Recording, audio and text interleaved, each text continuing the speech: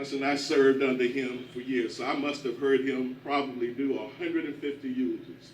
Because in this thing called life, in this thing called the church, all of a sudden some of us appoint ourselves as gatekeepers for heaven. We try to determine who made it in and who didn't make it in. He said there'll be 3 surprises that you'll have when and if you make it to heaven. He said the first surprise that you'll have is that people that you knew would be there, they ain't gonna be there. He said the second surprise that you get is folks that you knew wouldn't be there at all, they'll be right up in there. And he said the third and greatest surprise is that you made it at all. Folks, all of us are dealing with this thing called death. I'm in the death care industry. I thought I had heard so many great eulogies and so many great words from so many expositors. But one of the best things I've ever heard, Keisha, I was a fly on the wall, and I heard a conversation between a mother that had just lost a baby and another mother that had lost a baby 30 years earlier. And the mother that just lost the baby told the other mother, she said, I know with time, the pain's going to go away. And that old mother stood back on that back leg, and she looked at her with all the wisdom in the world, and she said, no, baby, the pain don't ever go away. She said, the time just teaches you how to deal with the pain. And you know, there's so much. I was a rookie preacher, and I'm preaching my first eulogy, and the Lord asked me a question. And I was searching for a title. And he said this. He said, Steve, therefore a Christian is in a mission. I said, well, okay, I can't say that. He asked me a question. He said, Steve, you ever been to a good play? Have you all ever been to a good play? At the halfway point of a good play, they have this thing called intermission. He said, Steve, everyone in the building is upset that the action is over, but yet they're all filled with anticipation because they know that there's more action to come. I'm speaking that to you on today. To be absent from the body is to be present with the Lord. I'm saying that to you now, bereaved family, you sit right here. When I was a little boy, I went and told my mama, this one's getting blessed, and my big mama, this one's getting blessed, and that one getting blessed. She said, boy, she sat back and told me what she knew in her hand. She said, boy, there is no secret to what God can do. She said, what he's done for others, he's done the same for you. And then I got all big in the word, and I said that God's the Father of lights. The book of James said, in whom there is no variableness, neither shadow of turning, that he's not an AC/DC God. He's not a wishy-washy God.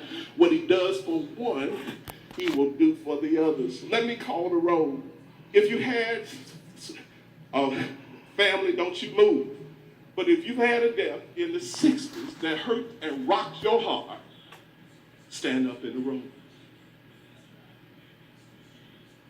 You had a death in the 70s, 1970, and it rocked your heart, stand up in the room.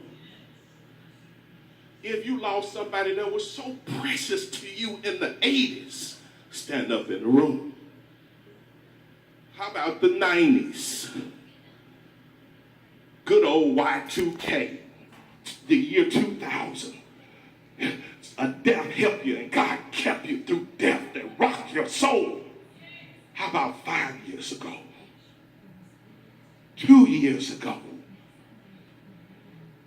1 year ago? How about last year? A death that rocked your world, but God kept you through it. How about the last 6 months?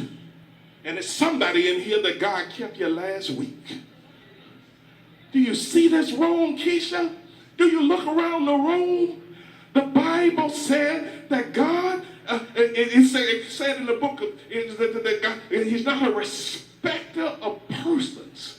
What he does for one, he's going to do for you. If he kept them, he's going to keep you.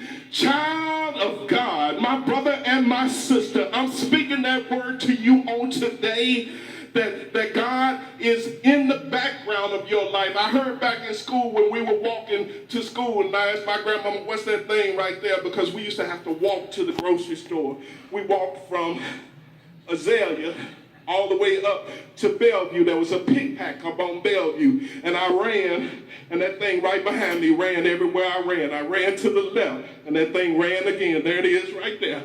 What I heard, she said, boy, he said, a shadow can't hurt you, but a shadow can make you hurt yourself.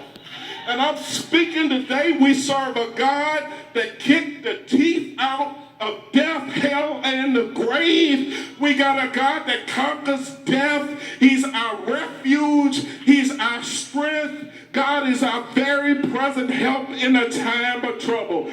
Child of God, I'm speaking peace to each and every shadow walker today. The Lord is my light and my salvation.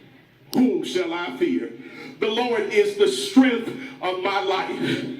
Of whom shall I be afraid? Paul, in writing to the church of Rome in Romans 8:18, he said, for I reckon that the sufferings of this present time are not worthy to be compared to the glory which shall be revealed in us. Child of God, my fellow shadow walkers, I'm telling you that God